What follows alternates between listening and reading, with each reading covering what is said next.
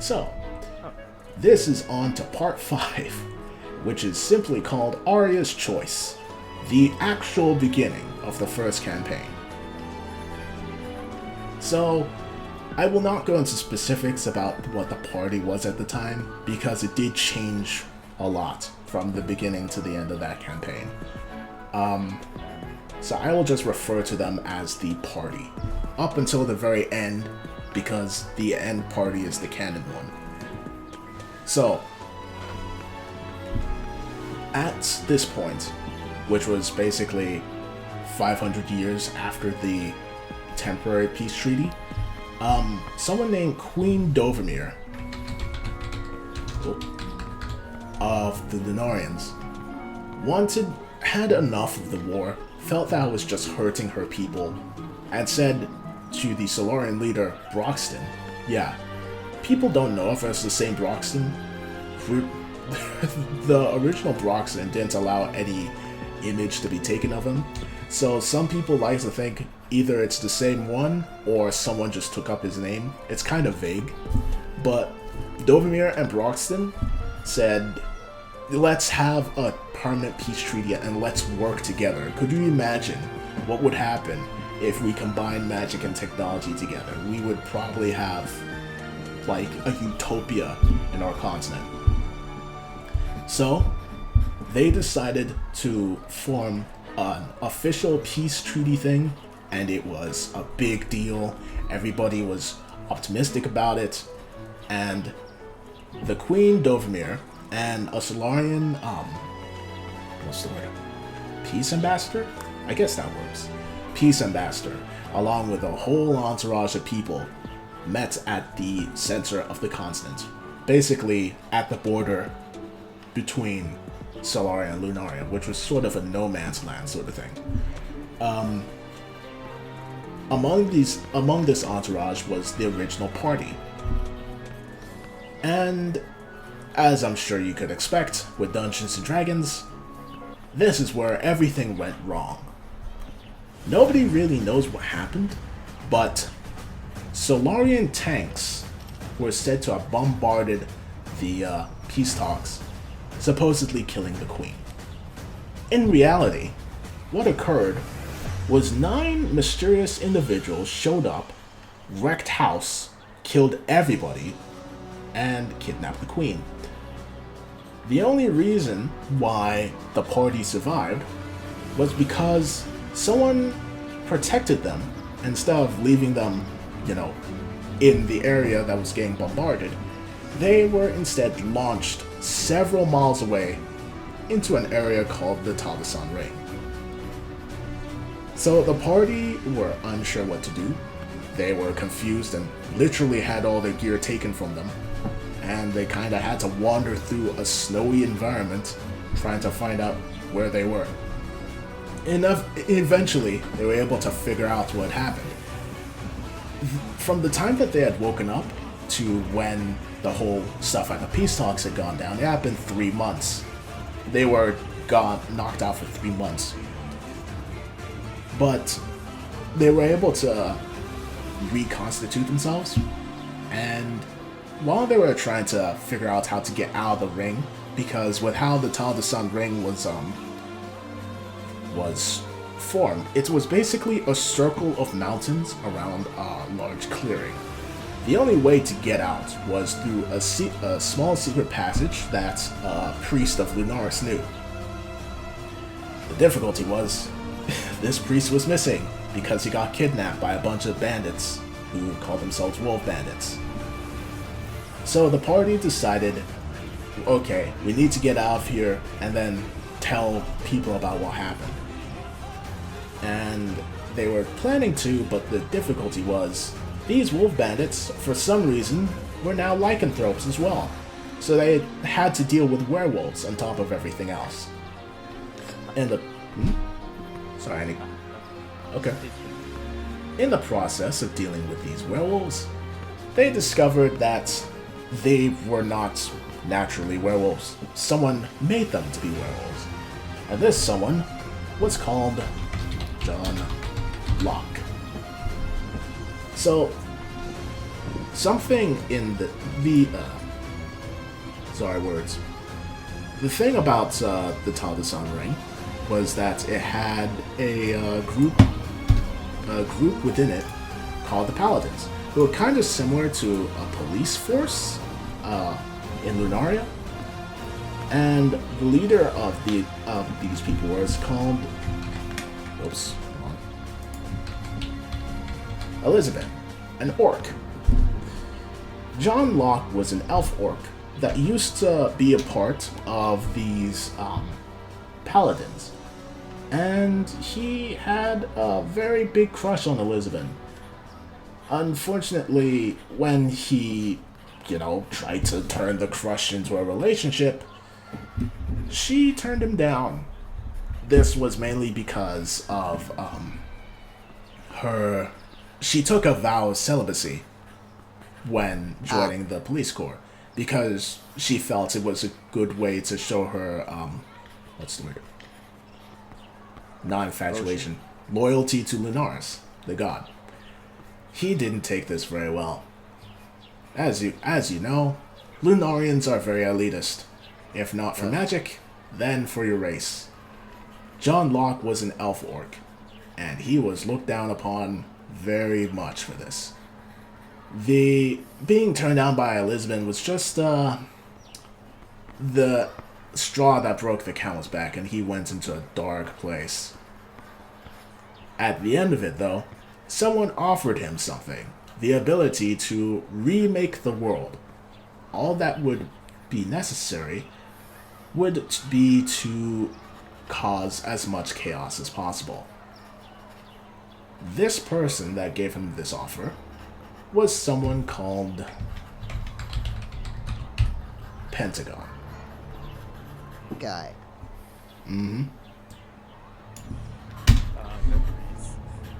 So, as a result, John Locke became what he called the first priest of Pentagon. And his job as the first priest was to cause as much general chaos in Lunaria as possible. He was part of the mysterious group that had stopped the peace talks and kidnapped the queen, because if there's peace, how are you going to cause chaos? And with the queen out of the way, he just needed to sow general chaos. His plan to do so was to create an army of rare creatures and to just assault everywhere on Lunaria. He was using the Taldesan ring as a testing ground and as a place to build the vanguard of this army. Upon learning this, many of the party members just called him out for being stupid, because he was kind of going crazy for being rejected by someone.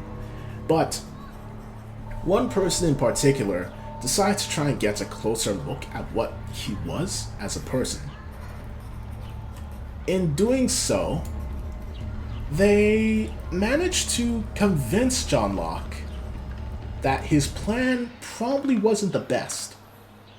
And as a result, instead of killing John, they ended up convincing him to turn away from Pentagon. As a result, they pacified him, quote unquote, and he turned away from Pentagon. He was no longer a priest, and he just willingly let go of most of the power that Pentagon gave him. Oh yeah, one more thing that I probably should have mentioned. The power that Pentagon gave him was the ability to stop time. He was... That's something you probably should have mentioned. Yes, he was an insanely powerful person. Every time the party tried to mess with him, he kinda beat their ass. In fact, the first party death was because of him. Someone stepped up to him when they shouldn't have. He kinda made them explode. But in the end, they managed to pacify him, and he vowed to turn over a new leaf. Oh yes, another thing that I actually kind of forgot. while on their adventures, the same party member who was trying to help pacify John Locke met a very curious woman who called herself Aria and who was just randomly walking around. Oh. Very strange. Yeah, she was just in the area. Seems very important. What happened in that interaction? Well, he tried to rob her. Well, he actually considered robbing her. And then it was like, nah, never mind, and just asked her for money instead, and she gave it to him. Yeah, that would have gone very poorly if he chose to rob her. But while they were leaving the Tal de San Ring, after all was said and done, they ran into a very strange woman who called herself Dr. Aken. And compared to John Locke, who was all very serious and everything, Dr. Aken was very weird because she just flat out said, hey, I am the second priest of Pentagon. I am developing a virus that's going to be killing a multitude of people and causing chaos in Solaria. And it will happen either A, when we reach Solaria, B, after enough time has passed, or C, if you kill me. So what's gonna happen is I'm just gonna follow you around because I think you're very interesting. And the party were like, what the fuck is this woman? And had no idea how to deal with her. But they had a party companion with them, which was the second. Yes. So they had a basically an not unintended. What's the word? A forced upon. Not fetch quest. Not companion quest. The one where you have to lead someone around. Fuck, I'm forgetting the name. Lead quest? No, it's escort quest. Escort quest. An unintended escort quest with basically the carrier of the T virus. Yes and no. It was it was sort of a escort quest. Thing is, she could hold her own. If in fact she regularly did so. Whenever a fight came around, she would help the party and she would heal them or beat the living hell out of the enemy all the time. The interesting thing about her, well, I guess the couple of interesting things about her, was one, she never showed her face. She always just had a gas mask on. Two, she was really, really good at boxing for no apparent reason, but even the monk in the party tried to have a spar with her, and she kicked his ass. Fuck. Yeah. And three, she was just really friendly. Aside, it wasn't even as if she considered the party an enemy. Half the time she would heal them, help them out. She was really just like a really powerful party member. Fuck. I know, right? The party were also confused. Okay. I am equally confused. I don't like her. Question mark?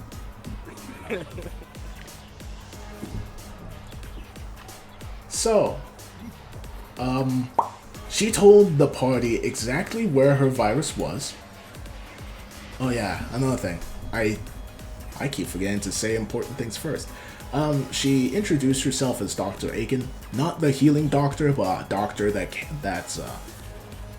creates viruses, spreads them, that kind of thing. She knows nothing about healing, but if you need her to kill someone, she would do that. So a plague doctor, basically. Yes. No, plague doctors help people. That's still not. Oh god. No, I meant literally a plague doctor. Oh, okay.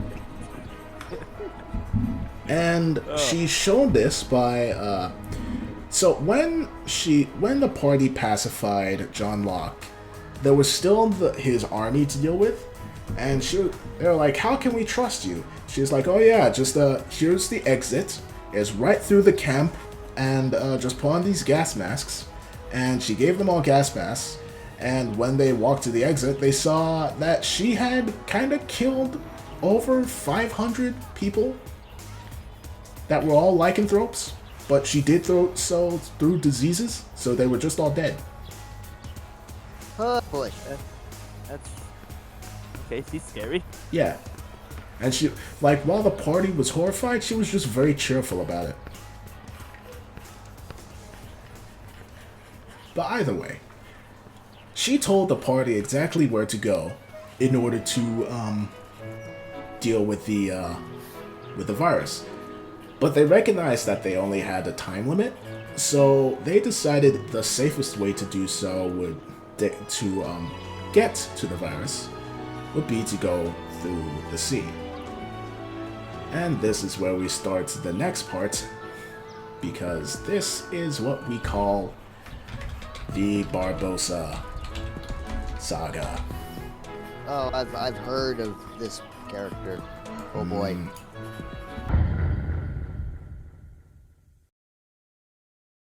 If you enjoyed the video, feel free to like, subscribe, and maybe watch some more. Be seeing ya.